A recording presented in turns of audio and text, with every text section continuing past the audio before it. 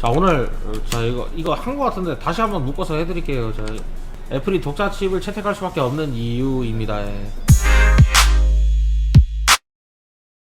보면 자 일단 현재 노트북 쪽하고 그 아이맥 있죠. 여기 두 군데가 문제였어요. 두 개의 문제가 이제 인텔 CPU를 주로 썼단 말이죠. 성능은 둘째 치고요. 예. 그 인텔이 병짓을 너무 많이 해서 이제 뭐 어떤 문제가 생겼냐면요. 그 애플의 디자인으로 발열을 못 잡는 문제가 생겼습니다. 그 그래픽 쪽 발열은 괜찮아요. 근데 이제 여기가 문제예요. 여기가 애플 거 아이맥 잠깐 보고 갈게요. 예. 애플의 그 특유의 디자인 아시죠? 예.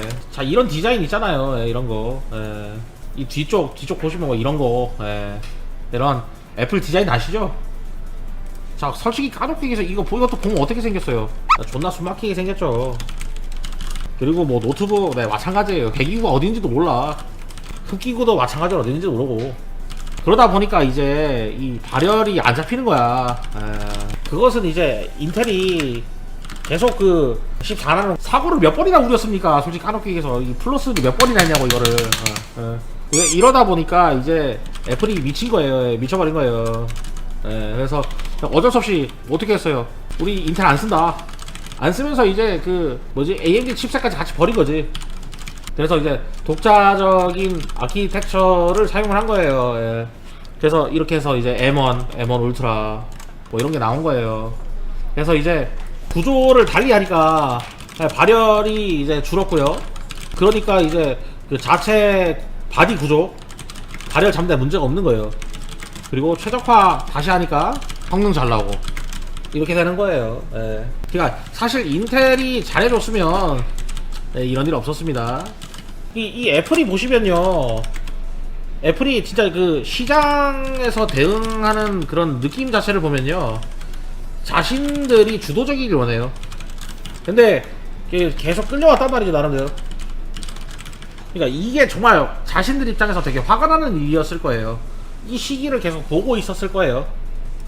보고 있다가 자기들이 준비가 됐다고 생각할 때 이제 바로 팽 해버린 거지. 그래서 애플이 준비를 되게 많이 했을 겁니다. 이걸 하기 위해서. 결과적으로 성공했어요. 성능은 엄청나게 올라가면서 애플이 최적화는 그대로 지켰고요. 그리고 실제로 성능 올라간 것 대비로 가격적인 부분이 너무 좋아 진짜. 이게 뭐 저같이 애플을 안 쓰는 사람이 그것을 사볼까 생각할 정도로 굉장히 그 가격적 메리트가 좋아진 거죠. 그것은 이제 자신들이 모든 걸 다 제어할 수 있음으로 인해서 온 반사적 이익이다. 그리고 문제가 생긴다는 거를 계속 그 외신에서 계속 지적을 하니까 다른 매체들이 애플이 그것을 눈 감고 아웅할 수 없었던 거지. 그러니까 애플도 나름대로 타임어택 해야 되는 그런 시간적인 그게 있었던 거예요, 결과적으로는. 그리고 애플이 그것을 이제 구조적 변화로 극복을 함으로 인해서 애플이 더 대단한 회사가 된 거지, 결과적으로. 그리고 발열 같은 것 때문에 그래픽 칩셋도 계속 맥 워크스테이션인가? 하여튼 그것만 제외하고는 그래픽 칩셋이 계속 좋은 게 들어가질 못했었습니다. 그러니까 그런 부분들이 있다 보니까 되게 힘들었던 거예요, 결과적으로는. 근데 이제는 뭐다? 할만하죠. 다만 이제 애플의 과제는 게임 같은 경우는 최적화를 하게 유도를 해야 돼. 사실 그전에도 게임 같은 경우는 부트캠프를 하지 않는 이상 할 수 없었어요. 그러니까 애플이 천천히 해야 될 숙제인 거죠. 그러니까 저는 발상의 문제라고 생각해요. 그러니까 사용 목적이 다른 컴퓨터라는 거는요, 저는 솔직히 동의하긴 힘들어요. 왜냐면 게임 할 수 있어요. 왜냐, 블리자드 거 잘 되잖아. 블리자드 거가 된다는 거는 할 수 있다는 얘기예요. 블리자드는 하는데 딴 데가 못할 건 아니잖아. 근데 이제 애플의 점유율이 부족한 거는 인정을 해야 돼, 애플도. 그래서 애플이 좀 더 많은 점유율을 올리기를 원한다면 저는 그 소프트웨어 회사들한테 당근을 주는 게 맞다고 봅니다. 지금 입장에선 그래요. 애플은 그리고 당근을 줄 수 있는 능력이 됩니다. 게임 회사들이 애플에다 최적화를 할 만한 의지를 줘야 돼요. 근데 애플의 로열티가 아직도 30% 하잖아? 로열티도 로열티지만 최적화가 너무 어려워요. 그러면 제가 봤을 때 최적화를 할 수 있을 만한 동기를 좀 줘야 된다고 저는 생각을 합니다. 만약에 제가 애플이라면 어차피 조금이라도 돈을 더 버는 게 낫잖아요? 게임 회사들한테 나 그렇게 얘기할 거야. 야, 우리 로열티 5년 동안 5% 할게. 그리고 5년 뒤에는 10% 하자. 우리 거 개발해줘. 저 그렇게 할 것 같아요. 특히 PC 쪽 회사들한테.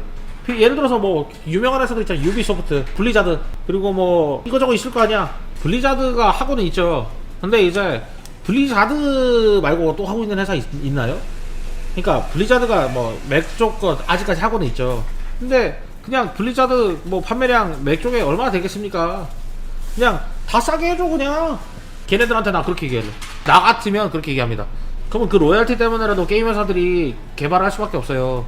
개발하던 이력이 생기면 결과적으로 거기에 적응을 하게 되기 때문에 나중에 로열티를 올려도 개발 비용이 적게 될 겁니다. 그러면 게임 회사들도 그 쌓인 기록이 있기 때문에 할만하지. 근데 처음부터 30%를 내려니까 그게 얼마나 어렵습니까? 처음부터 30% 하려니까. 저는 애플이 지금 너무 좀 장사 그런 부분에 있어서는 PC 쪽에는 대응을 못하고 있다고 생각을 해요. 저 같으면 하여튼 로열티를 좀 획기적으로 줄여줍니다. 그렇게 해서 입점이 되면 처음에 수수료가 좀 덜 먹겠죠. 근데 그 수수료로 개발비로 쓴다고 생각하면 되지. 회사들이 좀 달려들 만한 동기를 명확하게 줘야 됩니다. 근데 그 애플이 그런 부분들을 저는 못하고 있다고 생각을 해요. 근데 애플이 솔직히 돈이 없는 회사도 아니고 까르피에서 오픈런 받아도 좋잖아? 그러니까 그 게임 회사들이나 소프트 회사들 있잖아요. 좀 참여할 수 있을 만한 그런 명분을 명확하게 줘야 됩니다. 처음에 좀 돈이 덜 되더라도 투자를 해놓잖아요. 아 그러면 나중에 엄청 큰 힘이 될 거라고 저는 보거든요. 게이밍 인구는 적지가 않아요. 애플이 마음만 먹으면 할 수 있어요. 대신에 그건 각오해야지. 애플이 할 일이 존나 많아지겠지 그렇게 하면. 근데 그럼에도 불구하고 저는 애플이 할 수 있다고 생각합니다. 근데 애플이 그럴 생각이 없는 걸까? 저는 솔직히 이해가 잘 안 돼요. 네.